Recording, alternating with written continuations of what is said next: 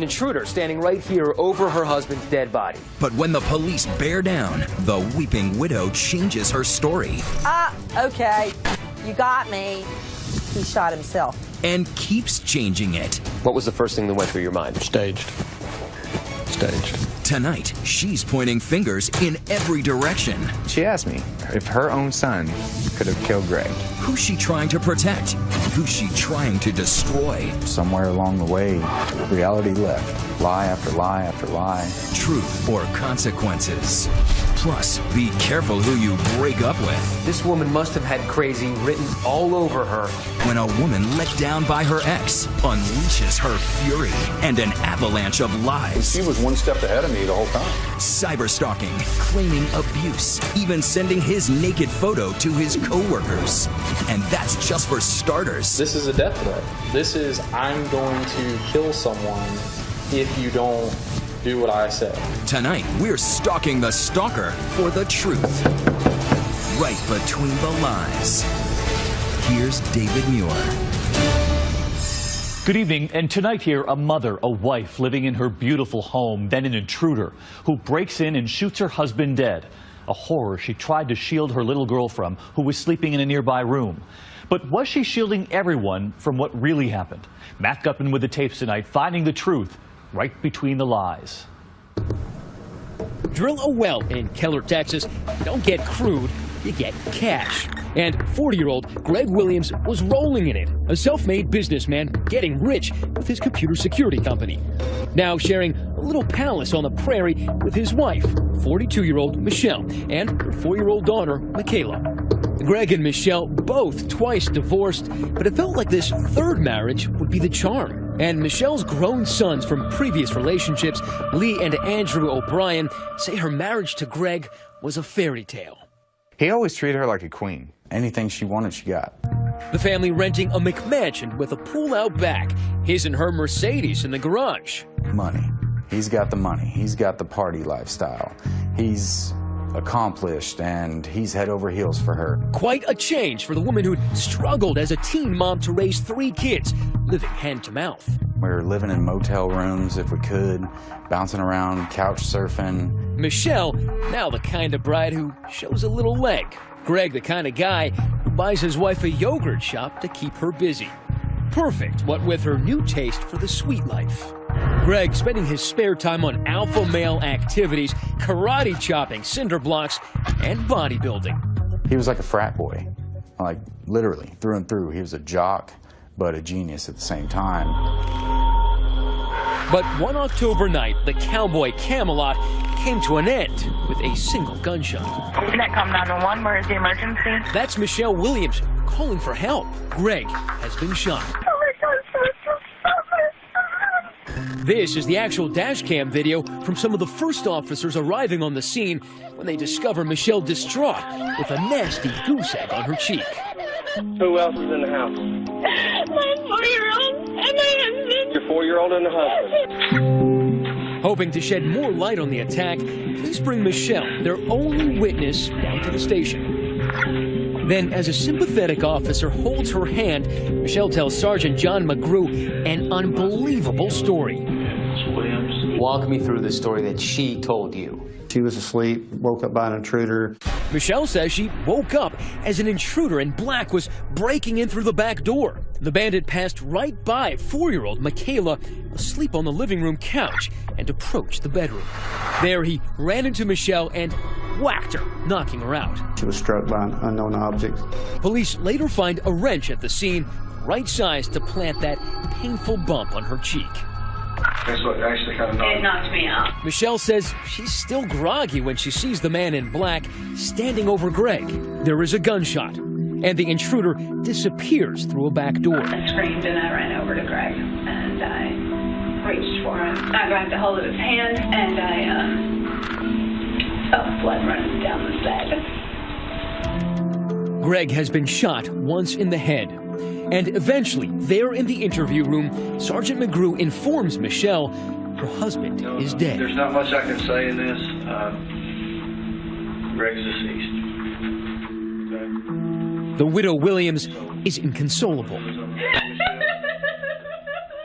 Now back to that developing story in Keller. This story catches the eye of the media, The victim's wife called 911. including TV's queen of crime, Nancy Grace. Cops find Daddy shot dead in his own bed. Who was the intruder in black who shot Greg? Turns out there is no shortage of suspects because Greg's gilded life had a gritty side. He had an edge to him. He rubbed people the wrong way. There's drug dealers and bad people. He's kind of like a Dr. Jekyll, Mr. Hyde. Michelle, trying to help identify that killer in black, mentions others police might want to talk to, including Greg's ex-wife, Kathy Williams. Him and his ex-wife fight a lot. She doesn't mention the two men in the world who may have disliked Greg the most. His stepsons, Army vets Andrew and Lee O'Brien. How much did you not like him? I hated him. I don't throw that word around lightly, but I literally hated him. As sometimes happens, the stepchildren felt unwanted and unwelcome by their mother's new husband. Was there ever a point that you were happy that he was dead? Yes, immediately. When they told me he was dead, I was like, cool, whatever. How's Mom? Both you and your brother openly say you despised Greg. Mm-hmm. Did you have anything to do with his murder? No. But police are beginning to wonder whether there was an intruder at all. Keller Police Captain Brenda Slovak, the lead investigator, drives us to the big house on Jacob Avenue and back to the night of the shooting. And from right here, you could see the body. Correct. I could see him in the bed. But in that bedroom, there is not a single sign of a struggle. And in a house loaded with valuables and $20,000 in cash, the killer takes nothing and leaves nothing. Did you ever find fibers or any DNA evidence or any other kind of evidence of an intruder? No. So what? You have an unknown assailant break into his home, shoot him dead, and leave for what? And then police practically trip over the most important evidence in the case. Right here in these crime scene photos, the murder weapon, the very recently smoking gun, Greg's gun. Yep, shot with his own gun. If someone's going to come into your home and try and do you some harm, normally you would bring your own gun. And right next to the gun, the fired shell casing and the wrench possibly used to hit Michelle. Arranged neat as a pawn shop showcase. You saw this picture. What was the first thing that went through your mind? Staged. Staged. When you were sitting across from her, did you ever think that this woman is lying to me? Oh, yes, sir. Back at the police station, a now suspicious Sergeant McGrew tells Michelle the crime scene suggests only two possibilities. Either she shot Greg, or Greg shot himself. I did not hurt my husband, and he did not hurt himself. Okay. There was a man in my house. She denies it no fewer than 6 times until this moment. If he self-inflicted it, you need to tell me. I mean, this is it. I don't, we're getting wits end. You've got to be honest with me, Michelle. If he did it and you covered it up, just tell me. He did. Huh? He did. She said he did it. He did it. Yeah. She immediately folds and went, okay, you got me. He shot himself. Michelle admits she's told a pack of lies and now offers a second version of Greg's death. Michelle now says she was sleeping on the couch with 4-year-old Michaela. She hears the gunshot and goes into the bedroom to find Greg had shot himself. She cleaned it all up and arranged things to look like a home invasion. I knew I had to make it look as if it was a burglary. And get this, to really sell the story, Michelle says she hit herself in the face with that wrench. I went like that thinking I'll just have a little bruise, and that really backfired bad. Michelle says she only wanted to protect their 4-year-old daughter Michaela and Greg's reputation. After spending 5 hours in the interrogation room, police finally release Michelle, who soon finds consolation in comfort food. The very morning after, Michelle Williams goes out to breakfast to IHOP and basically orders the lumberjack breakfast. She's not worried about her dead husband at all. She's living it up. Sausage, pancakes, eggs, the work. But police are finding Michelle's stories hard to swallow. They have more questions than ever about the night Greg died. Like, how did 4-year-old Michaela sleep through a shooting in the next room? And somehow Michaela, their daughter, slept through it all. How was that possible? Could clues from a little girl help unravel the mystery of her father's death? Stay with us.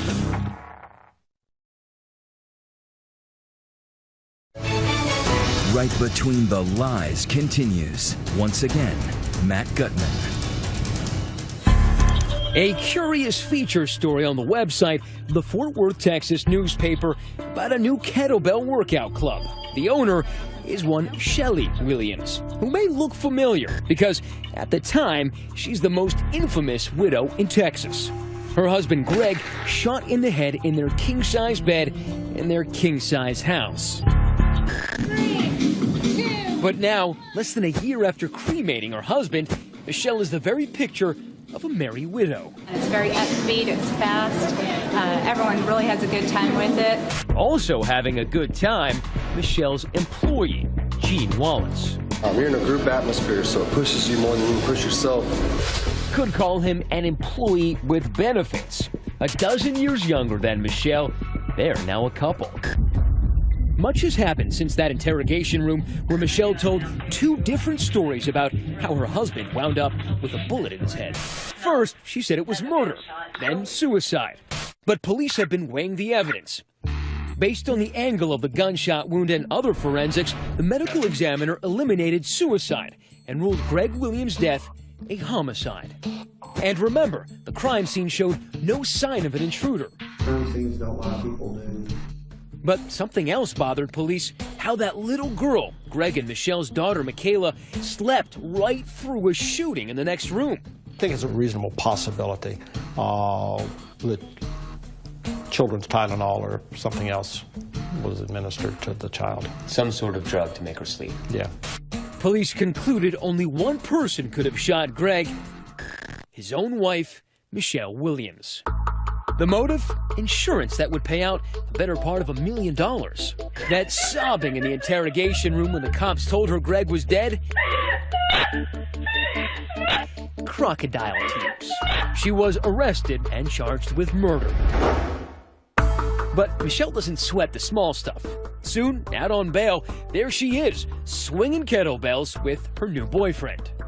Her mind was also getting a workout. She tells her son, Andrew O'Brien, it really was murder.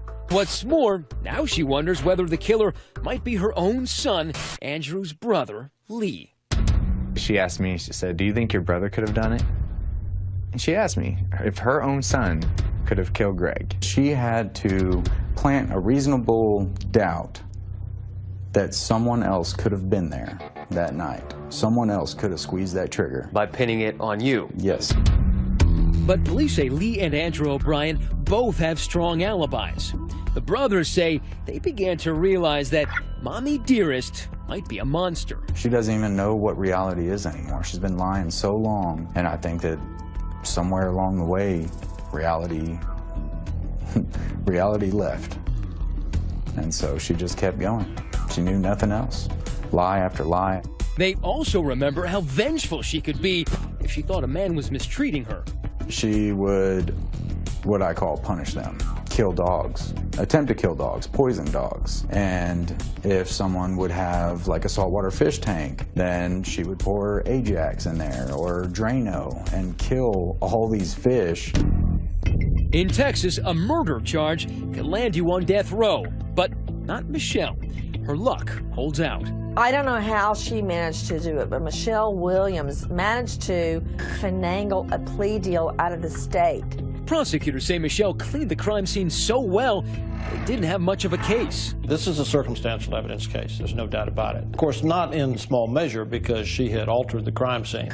The deal, announced in a press release, requires Michelle to plead guilty, not to the murder charge in the indictment, but tampering with evidence and deadly conduct. Instead of death, the recommended sentence will be just 18 years. In a jailhouse interview, Michelle seems pleased with her bargain. With a plea deal, I'm looking at a couple of years before I'm out for parole. So I'm actually, if you could say, looking forward to getting the sentencing over with so I can start moving towards the end of this hell. But before she can be sentenced, Michelle has another surprise. She's pregnant just before sentencing. And not only is she pregnant, she's pregnant with twins. Sentencing was deferred until after Michelle's due date. But prosecutors say the pregnancy turns out to be another lie to delay prison. The conception was an immaculate deception. But then, Michelle makes the mistake of a lifetime. She grants an interview to the national TV crime show 48 Hours. Did you murder your husband, Greg? No, I did not. There she goes again. Michelle flip-flops on her story. She tells 48 Hours she's an innocent woman. And she pulls an old, tried and untrue story out of mothballs. The man in black did it. There was an intruder in the house, and that person killed my husband. So she had already pled guilty, and then she gets on national television and says, well, what I really meant was I'm not guilty. What I really meant is an intruder came in. I really meant that I have a good idea who the intruder was. It doesn't play well with the judge. If this story's true, this lady needs a trial. He revokes the plea deal and orders Michelle to stand trial for murder. The woman accused of shooting her husband in the head just shot herself in the foot. You have a Fifth Amendment right to remain silent for a reason. Our U.S. Constitution protects you from the actions of the state. What the U.S. Constitution cannot protect you from is yourself. When we come back, court is in session. Michelle drags Greg's ex-wife Kathy back in the picture. Could she be Michelle's get-out-of-jail card? I was in shock. Stay with us.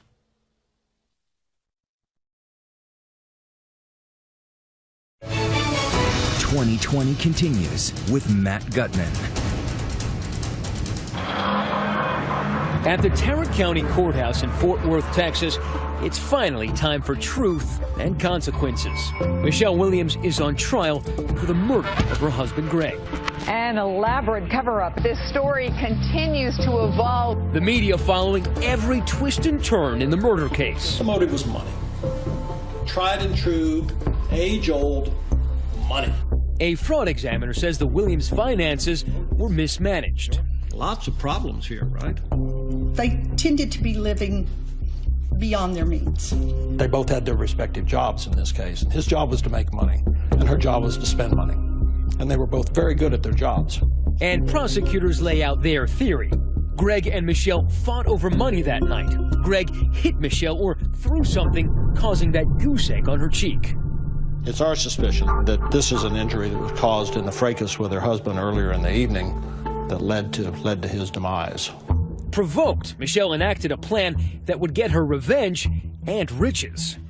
Prosecutors say after Greg fell asleep, Michelle shot him in the head with his own gun, then arranging the evidence and cleaning up the crime scene to look like the killer was an intruder. Michelle brought to tears as gruesome photos of her dead husband are shown. Prosecutors are so successful in painting Michelle as a pants-on-fire caliber liar. She lied about it, she lied about it, and when she finished lying about it, she kept on lying about it. Her defense attorneys are forced to make a startling admission in open court. Probably at this point, you have made up your mind, and rightly so, that Michelle, she lies. But the most devastating witness to take the stand... It's her own son, her own adult son. It's Andrew O'Brien. He testifies his mother had concocted yet another whopper to save herself. She asked him to set up Greg's ex-wife, Kathy Williams, as the killer. Michelle asked me to call some friends and have them frame Kathy. She said, I need you to call a friend, tell them go to Walmart, buy an extra large sweater, take that sweater out to the woods somewhere, fire a pistol so that the gunpowder gets on it. She asked him to plant that sweater in Kathy's car where police would find it. You were brought up to the witness stand to testify about your mother. How did you feel? God, it was probably the worst feeling I've ever had. When they asked me to point to Michelle Williams, I could not make eye contact. As the defense presents its case, Michelle Williams' court-appointed attorneys say Greg was actually worth more to her alive. Greg was Michelle's golden goose. He brought in over $500,000 in 2010 and over $800,000 in 2011. So what was her motive? So how did he die? They go with Michelle's story number 2. Remember, that was the suicide theory. Greg took his own life. That's what the physical evidence supports. What do we know about Greg Williams? We know that he was competent in handling a firearm. We know that he was using steroids. Michelle's attorneys argue Greg was driven to suicide by a plague of problems. Money trouble, issues with his teenage daughter from a previous marriage, and the recent suicide of a close friend. According to Greg's mother, nonsense. She says he was loving life. He was very happy and bubbly and telling me all about the plans he had for the new house they were buying. It was not a contact wound. And prosecutors question whether suicide was even physically possible. Crucially, a gun expert testifies Greg was not, as you might expect in a suicide, shot at close range. The muzzle of the firearm was further than 6 inches and closer than 24 inches. This is 24 inches. Prosecutors demonstrate the acrobatics required to have pulled the trigger from that distance. Does it make any sense to you at all that somebody would lay back in their bed and hold this gun 11 inches away from their own head and fire into their head? How do you get your hand to do that? How do you cock your wrist to do this? The prosecution seemed very convincing. People who commit suicide don't do it that way. He was a bodybuilder. I'm sure this was a pretty common stance for him. So it's not far-fetched that he would have just done this. Another problem with the suicide theory pointed out to us at the crime scene. Although Greg's left hand is in view, his right hand, his shooting hand, was tucked under the covers. So he would have had to have shot himself and then put his hand under the comforter. Correct. In their final defense of the suicide theory, Michelle's attorneys try to explain why she concocted that intruder story and staged the crime scene. She's not a career criminal, ladies and gentlemen. This is not something she had time to think about. She panicked. She was working, like I said, to protect her baby girl, Michaela, who was in the other room. She has tried to pull the wool over the eyes of family and friends and police and prosecutors and courts, the media, the community, and ultimately you. Don't let her get away with it. After all of Michelle's Pinocchio moments, the intruder in black, the suicide theory, the imaginary twins, the jury comes back and hits Michelle right between the lies. Ms. Williams, if you would stand, please. The verdict says we, the jury, find the defendant, Michelle Marie Williams, guilty of the offense of murder as charged in the indictment. Michelle Williams, who had once been offered a plea deal of 18 years, is now sentenced to 60. Do you think she could have gotten away with it? I think she could have gotten away with it. If she had come up with the suicide story and stuck with the suicide story, she could have gotten away with it. What do you think was the one thing that kept her away from freedom? The fact that she couldn't keep her mouth shut. Instead, Michelle is now serving what amounts to a life sentence. It's little solace for Andrew, who already considers his mother dead to him. Would you say you have a mother? No. I don't like to even consider her my mother. I had someone who gave birth to me, and that's it. But he acknowledges that his twisted relationship with his mendacious mother has given him at least some direction. She taught me exactly what not to do in life, and I've learned pretty well from it. So you learned from example from her. Right. What not to do. Exactly. And that's what I focus on, my family and my kids. And giving them everything I didn't have. So what do you think about that mom asking her own adult son to pin this on someone else? Matt Gutman is live tweeting along with the rest of us tonight. Let us know. Use the hashtag ABC2020. And stay tuned here. If you've ever had a bad breakup, yours will pale in comparison. What one woman was willing to do to ruin her ex. Coming up, when a casual breakup leads to all-out war on an ex-boyfriend. Every time you see a police car, are they coming for me? But wait till you see the photo she sent to his co-workers and the bucket list of lies she used to destroy him. The actual content of what they're writing is so sinister. Her to-do list is done, and so is she when we track her down. You're not sorry for anything that you've done. Next on Right Between the Lies.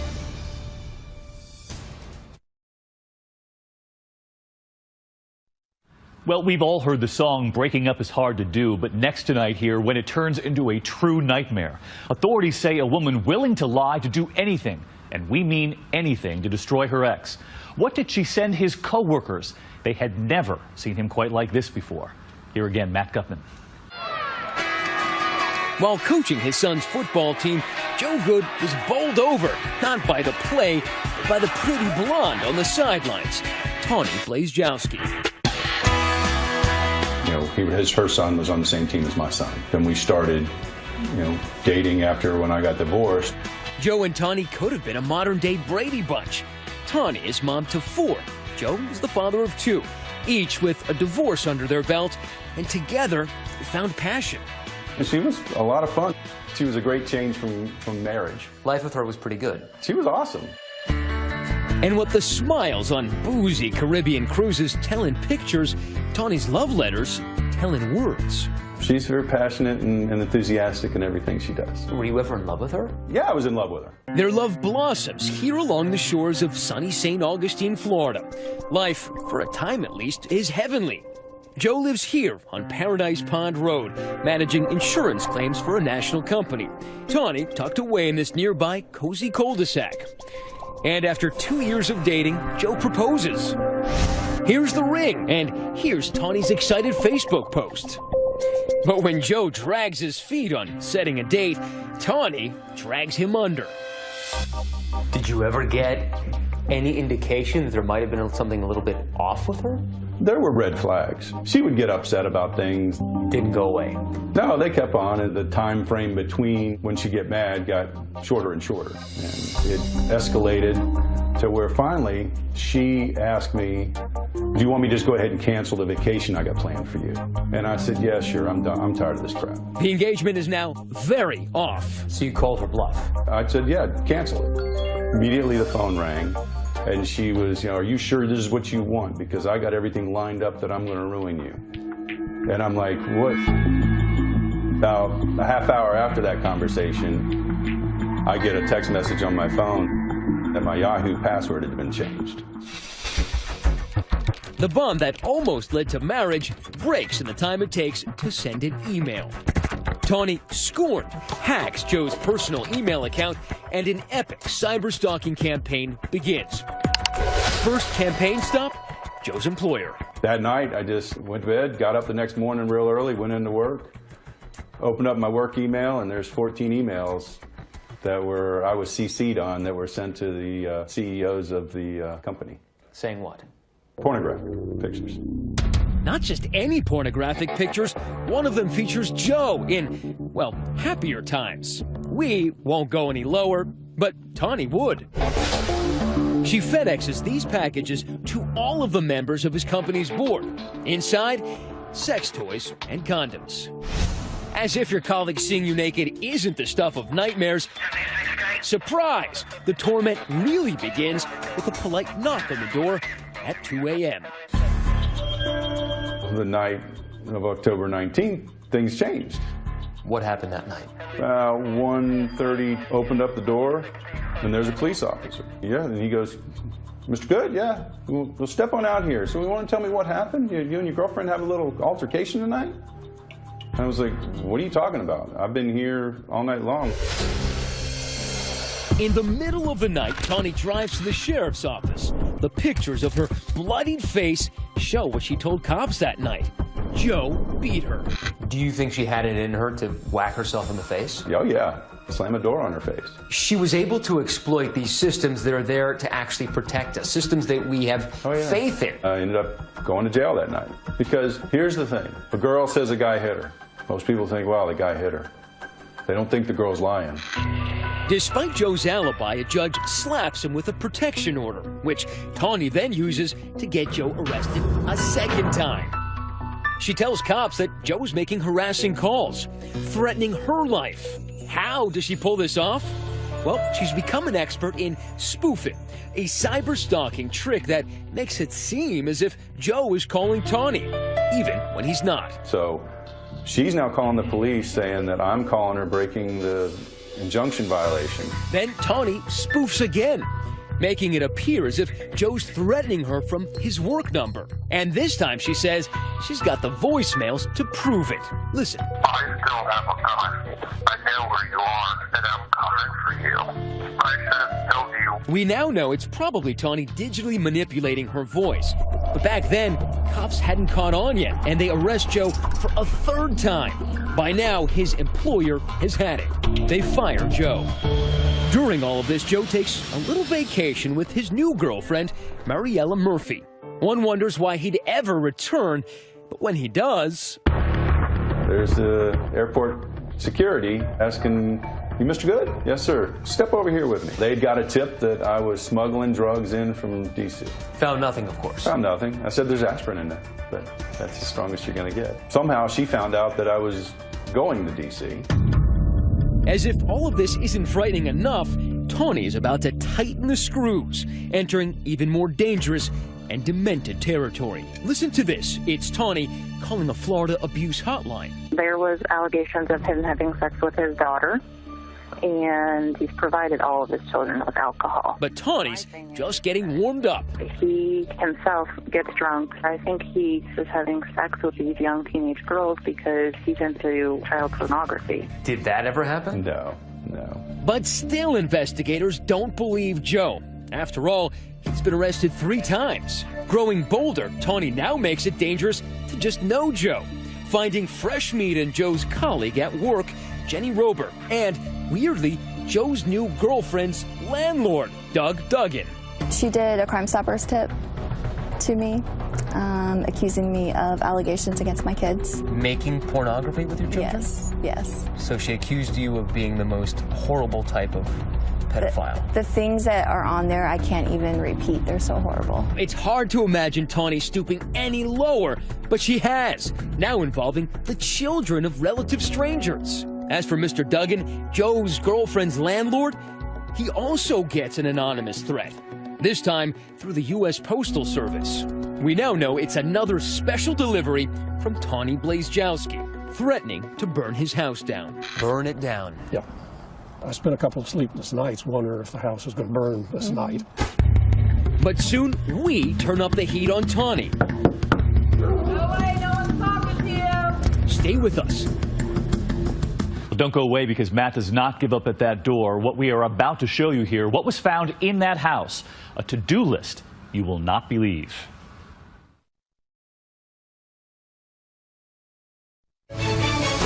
Once again, 2020's Right Between the Lies and Matt Gutman. The stalker of St. Augustine was about to be stalked. Bottle blonde Tawny Blazejowski had become a dangerous loose cannon, menacing 16 people from coast to coast for 7 months, all connected to her ex-fiancé, Joe Good. How would you define what Tawny did to you? It was total harassment. She got him fired, humiliated, blasting his nude photo to his bosses, arrested, accusing him of beating her, investigated, claiming he ran a children's porn ring. I did everything I could to stay away from her. She was one step ahead of me the whole time. Cleverly convincing the sheriff's office that Joe Good was bad news. It was disturbing. Every time you see a police car drive by, are they coming for me? You're on pins and needles all the time. Not content with just Joe and her crosshairs, Tawny was targeting his kids and even people she never met. His co-workers, his new girlfriend, his girlfriend's landlord. When a desperate Joe asks attorney Brian Shorstein for help, Shorstein flinched. So you were afraid that she would come after you? You never knew who would be the target of what it is she was doing. Does anybody want to get involved with this thing? But he took the risk. First, convincing the sheriff's office that Joe was no victimizer, he was the victim. The first thing that came into our mind was, what are we missing? Detectives George Harrigan and Shannon Andrews began connecting the dots. She had manipulated law enforcement for so long, it was time that we get to the bottom of this and we get the real story. And quickly, because now Tawny was turning her venom on more children. Joe Good's new girlfriend, Mariella, reported an anonymous letter threatening her then 17-year-old daughter, Erin. Said, this is what Erin will look like the next time Mariella sees her, if she sees or even talks to Joe Good one more time. And attached was a picture of a mutilated body. What a horrific thing to send.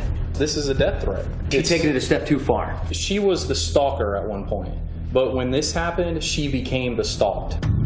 Stalked by investigators and soon enough unable to hide behind her lies. And then a breakthrough in the case. Finding out the anonymous report sent to law enforcement hotlines originated, from Tawny's computer. You leave an electronic trail, that all came back to her. It was enough evidence to get a search warrant and show up at Tawny's house. You knocked on the door, she was home. Yes. What'd she look like? Like a mother at home with her kids. Totally normal. Totally normal. But there was nothing normal about the tiny spiral notebooks Tawny kept in her bedroom. Turns out while her kids were studying, Tawny was scheming. So this is the first notebook that you saw? Yes. So you start flipping through it, and what goes through your mind? That I can't believe it's actually all here. 7 notebooks, hundreds of pages, daily notes to herself. It's explosive evidence in Tawny's own schoolgirl's handwriting.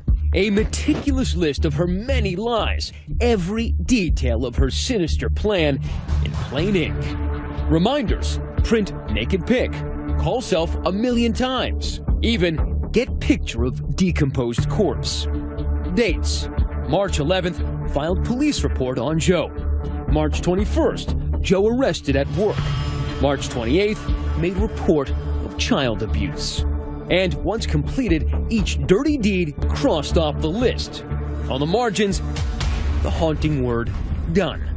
I certainly did not think I would walk out of that home and have a manuscript of everything she had done and planned on doing. The cat had become the mouse, and Tawny had set her own trap. Tawny was arrested that night. And once we explained to her that she would be arrested, she wrote a list out of things for her ex-husband to do in reference to their kids. She was good at lists. No, she was very good at lists. Be seated, please, lady.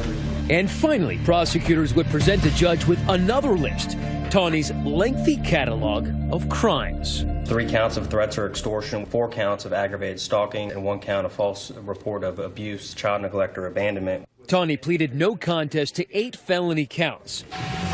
Last week, the day before her sentencing, we went to Tawny's house. Her daughter answered the door. I wanted to know if I could speak to your mother. I mean, she honestly really isn't available right now. And she would not make herself available. Go away, no one's talking to you! At the courthouse the next day, we interviewed 2 of Tawny's many victims. If she were sitting right here where I'm sitting, what would you say to her? She needs to understand that there's consequences, because I think that she thought she was above the law. Hold on. Sure. Cameras roll. And suddenly, we spotted Tawny walking out of the courtroom. This time, nowhere to hide. Maybe you want to say something to your victims. Anything. Do you feel any remorse? You're smiling. Why are you smiling? Something funny. I'm sorry, something funny. You ruined the people's lives right there.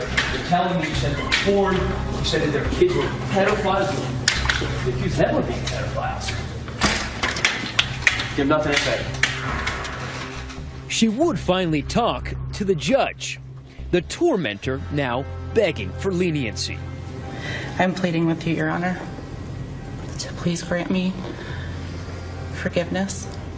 I ask my victims for forgiveness and for mercy, and for you to please not take me away from my children who need me. Her lawyers argue that she's got obsessive-compulsive disorder and is bipolar, and that those disorders contributed to her crimes. But the judge has heard enough. That she be committed to the Department of Corrections for a period of 9 years. 9 years in prison plus 2 years of house arrest, and get this, 19 years of probation. But still, for Tawny's many victims, the anger and the fear are imprinted for life. Joe Good is forever transformed by one woman's obsession and those neat little notebooks. There were some things that were not yet crossed off. Do you think if she hadn't been arrested, she would have kept going? I'm sure she would have. Joe Good had been arrested 3 times for not having done anything wrong. Correct. I mean, does the department feel guilty about that, or? Absolutely. It's changed us forever as far as investigators. While he's waiting for those arrests to be expunged from his record, Joe's gone from making almost 6 figures to doing lawn work. If she were here right now and you could ask her any question or tell her anything, what would you say? Why couldn't you just let go? So here's the question tonight. What do you think of that sentence? 9 years in prison, 19 years of probation. Too much or too little for all those lives she changed? Let us know. Use the hashtag ABC2020, and we will be right back. That's our program for tonight. Thanks for watching on a Friday evening. I'm David Muir. For Elizabeth and all of us here at 2020, have a good evening. Good night.